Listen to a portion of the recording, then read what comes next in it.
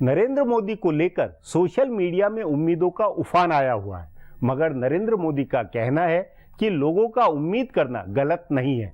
उम्मीद और उसे पूरा कर सकने के आत्मविश्वास का यह सवाल जवाब दिलचस्प है। मोदी जी, आपको लेकर लोगों में उम्मीदें इतनी अधिक है कि सोशल मीडिया में यहाँ तक कहा जाता है कि आप आएंगे तो डॉलर 40 रुपए का हो जाएगा, पेट्रोल 50 रुपए का हो जाएगा। इतनी ज़्यादा उम्मीदें, इन उम्मीदों का भार आप महसूस नहीं करते? और क्या ये उम्मीदें, इस तरह की उम्मीदें पूरी की जा सकती? कैसे होगा ये सब? आखिर ये उम्मीदें क्यों जगी है और ये उम्मीदें वाजिब नहीं है क्या? क्या हिंदुस्तान का रुपया ताकतवर नहीं होना चाहिए क्या? क्या हिंदुस्तान के नागरिकों को महंगाई से बचने के रास्ते नहीं होने चाहिए क्या? तो जहाँ तक जनता की उम्मीदें हैं, मैं मानता हूँ उन्होंने किसी को ये नहीं कहा है कि आसमान के तारे तोड़ करके लाओ। जनता ये नहीं कह रही है कि मेरे घर के आगे रोल्स रॉयस कार रख दो। मिनिमम चीज़ें मांग रही है जनता जी। और सरकार का ये दायित्व है आज़ादी के 60 साल के बाद। और मैं तो मानता हूँ 7 साल के बाद भारत की आज़ादी के 75 वर्ष होंगे।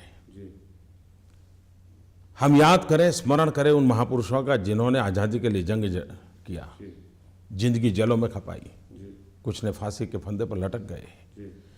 जिन सपनों को लेकर के उन्होंने आज़ादी के लिए लड़ाई लड़ी, क्या ऐसा हिंदुस्तान हम उनको दे सकते हैं? हम अभी से तय करें कि आज़ादी के 75 साल जब मनाएंगे, देश जब आज़ादी का अमृत पर्व मनाता होगा, तब ऐसा हिंदुस्तान हम लोगों को देंगे। अगर ये भाव बनाएंगे तो जनता भी आपके साथ जुड़ेगी। विकास ये सरकार का एजेंडा नहीं होता है, विकास 125 करोड़ देशवासियों का एजेंडा होता है।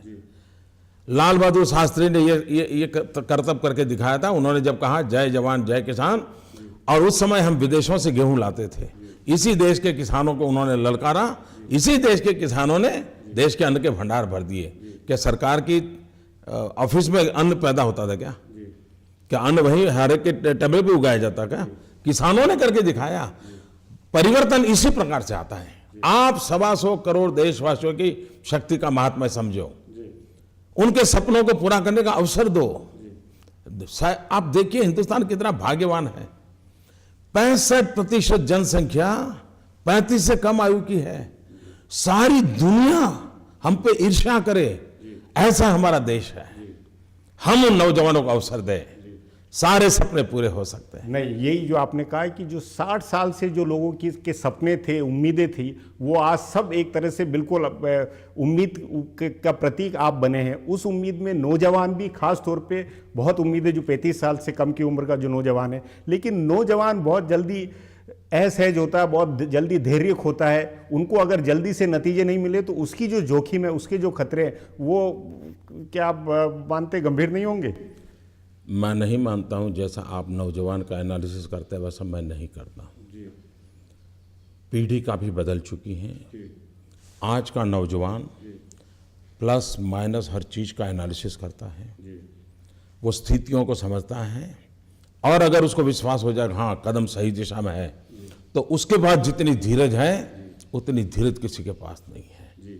और इसलिए हम हमारे युवा पीढ़ी की शक्ति, उसका एनालिटिकल माइंड, उसका काम करने का उत्साह, इसको कम ना आके उस पर भरोसा करें। आवश्यकता इतनी है कि उसके और आपके बीच डिस्कनेक्ट नहीं होना चाहिए। अगर आपका और उसका कनेक्ट रहता है, आप उसकी बात को समझते हैं, आप उसको भी कहते हो छोड़ो यार अभी ये 2 करेंगे, तो देश का युवा चलने को तैयार है। जी, उस अनुसार युवा के मसलों के ऊपर आप कौन सी 2 तात्कालिक प्राथमिकताएं जिनके ऊपर आप फोकस करेंगे, कौन सी हो सकती है? शिक्षा, रोजगार या? सबसे बड़ी बात है रोजगार, जॉबलेस ग्रोथ, जिसके लिए यूपीए की 10 साल की पहचान है। जॉबलेस ग्रोथ ये बहुत बड़ा संकट बना है। विकास के हमारे पैमाने क्या हो? विकास अगर हम औद्योगिक विकास चाहते हैं, कृषि विकास चाहते हैं, तो जैसे उत्पादन बढ़े, साथ साथ रोजगार बढ़ने चाहिए, रोजगार के अवसर बढ़ने चाहिए। दूसरा, जैसे मैं टूरिज्म कहता हूँ, टूरिज्म का सीधा लाभ नौजवानों को रोजगार मिलने वाला है। हमारे विकास का, अब जैसे आउटसोर्सिंग होता है, हमारे देश में रिसर्च पर हम बहुत कम बल देते हैं। रिसर्च और इनोवेशन ये हमारी प्राथमिकता होनी चाहिए। उस नाते हायर एजुकेशन जी, आज देखिए पेटेंट रजिस्ट्रेशन में हम बहुत पीछे हैं। क्या हिंदुस्तान के नौजवानों के पास टैलेंट नहीं है? अगर हम इंटेलेक्चुअल प्रॉपर्टी राइट के क्षेत्र में हमारे नौजवानों का भी रुतबा बना दें तो दुनिया उसी से तय करेगी कि भाई कौन देश आईपीआर में आगत है, कौन देश पेटेंट रजिस्ट्रेशन में आगे है, कौन देश रिसर्च कर रहा है, इनोवेशन कर रहा है। ये दुनिया के पैमाने बदल चुके हैं। उन पैमानों पर हम बल देंगे, हमारी जो नई पीढ़ी है, जो नौजवान है, उसको कर सकता है। वो नौजवान और नई पीढ़ी बुनियादी तौर पर ये भी चाहती है कि मेरिट को महत्व मिले, आरक्षण और ये तमाम चीज़ें पीछे जाए, बदलते वक्त के साथ नई तरह की कसौटियों पे उनको अवसर मिले। इस बारे में आपका क्या सोचना है? देखिए, मेरे गुजरात के अंदर जब मैं आया तो इंजीनियरिंग में 13,000 सीटें थी और आरक्षण के इशू को लेकर के तनाव पैदा होता था। आज मेरे यहाँ 1 लाख से ज़्यादा इंजीनियरिंग की सीट हो गई। आज कोई प्रॉब्लम ही नहीं है। आप विकास ऐसा करो सबको मिले अवसर। कोई लूटना नहीं चाहता है, कोई लूटना नहीं चाहता है, लेकिन अगर हम सबको अवसर नहीं देंगे तो कैसे चलेगा? गरीब से गरीब, दलित हो, पीड़ित हो, शोषित हो, आदिवासी हो, सबको हक मिलना चाहिए। नरेंद्र मोदी महिला विकास और आरक्षण को लेकर एक अलग सोच लिए हुए हैं। देखिए, हमने गुजरात के अंदर पंचायतों में महिलाओं के लिए 50% आरक्षण किया, लेकिन हमारा दुर्भाग्य है कि यहाँ जो गवर्नर बैठे हैं वो एक महिला है, उस पर साइन करने को तैयार नहीं। कितने महीने हो गए, कितने साल हो गए, वो अटका के बैठे हैं। हम इसमें प्रतिबद्ध हैं, उनको अवसर मिलना चाहिए। विमेन एम्पावरमेंट पर सोचना चाहिए। लेकिन सबसे बड़ी बात है, हमारे सामाजिक जीवन में ये जो भेदभाव का भाव पड़ा है, स्त्री और पुरुष में जो भेदभाव का एक ऐसी सोच पड़ी हुई है, इस पर हमने बहुत काम करना पड़ेगा। सामाजिक स्तर पर करना पड़ेगा, सांस्कृतिक स्तर पर करना पड़ेगा, शिक्षा व्यवस्था में करना पड़ेगा। ये बदलाव चाहना चाहिए। स्त्री और पुरुष का भेद ये हमारे मानसिक अवस्था में होना ही नहीं चाहिए। ये पहली आवश्यकता है। दूसरा, मैं स्पष्ट मत कहूँ कि महिलाओं को अपने जीवन के निर्णय करने का हक मिलना चाहिए। बेटी को जन्म लेने का आज हक है कि नहीं, सवाल है। उसको हक मिलना चाहिए। उसको कितना पढ़ना, कहाँ पढ़ना, कैसे पढ़ना, उसका निर्णय आज वो नहीं कर पा रही है, उसको हक मिलना चाहिए। शादी कब करनी, नहीं करनी, उसका निर्णय करने का हक बेटी को मिलना चाहिए। कैरियर बनानी है तो कैरियर कैसी बनानी, कब बनानी, कहाँ बनानी, बेटी को निर्णय करने का हक होना चाहिए। शादी कब करें, परिवार कितना बड़ा बनाए, 2 बच्चे करें, 3 बच्चे करें, न करें, उसका निर्णय करने का भी बेटी को हक होना चाहिए। ये हमारी समाज व्यवस्था में लाना पड़ेगा। ये सामाजिक सुधार के दायरे में या समाज व्यवस्था के मामले में, लेकिन हक और कानून बनाने, क्योंकि महिला आरक्षण और ये बाकी जो सुरक्षा को लेकर जितने कानून बने, मैं आपको बताता हूँ कैसे बदलाव आता है। गुजरात में हमने एक समरस ग्राम की योजना की। समरस ग्राम की मूल कल्पना तो विनोबा भावे जी की थी, जो मैंने लागू किया मेरे राज्य में। गांव के लोग मिलकर के सर्वसम्मति से अपनी पंचायत की रचना करें। उसमें वैमन आरक्षण भी होते हैं, दलित आरक्षण भी होता है, ट्राइबल सब होता है, लेकिन गांव सर्वसम्मति से करता है। और जो लोग ये करते हैं उनको मेरे यहाँ विकास के लिए स्पेशल राशि हम देते हैं। कुछ गांव ऐसे निकले जिन्होंने तय किया कि हमारी पूरी बॉडी में एक भी पुरुष नहीं होगा। करीब करीब 250-300 गांव ऐसे हैं मेरे राज्य में जिसका पूरा कारोबार महिलाएं चलाती हैं। जब उस गांव ने तय किया कि हमको महिलाओं को कारोबार देना है, सरपंच महिला होगी, पंचायत के सभी सदस्य वही, बोर्ड होता है तो एक भी पुरुष वहाँ नहीं होता है, तो मैंने तय किया उनको पूरी मदद करूं। और आज मेरा अनुभव है कि महिलाओं द्वारा संचालित गाँवों में विकास बहुत तेजी से हुआ है। हमें अवसर देना चाहिए। सरकार की तरफ से इनिशिएटिव लेने पड़ते हैं, सरकार की तरफ से जिम्मेवारी लेनी पड़ती है। कानून के मामले में एक ही आपने पहले कहा कि कई कानूनों का अपने यहाँ अंबार लगा हुआ है, पुराने कानून और अप्रासंगिक कानून को हटाने की, और ये भी बात होनी चाहिए। सुधार, कानूनन तौर पर सुधार, और एक उसी के साथ में कानून व्यवस्था, अदालती व्यवस्था या जो न्यायपालिका को या मुकदमों को लेकर, और पुलिस व्यवस्था, इसको लेकर आपकी क्या सोच है? देखिए, कभी कभी तो मुझे लगता है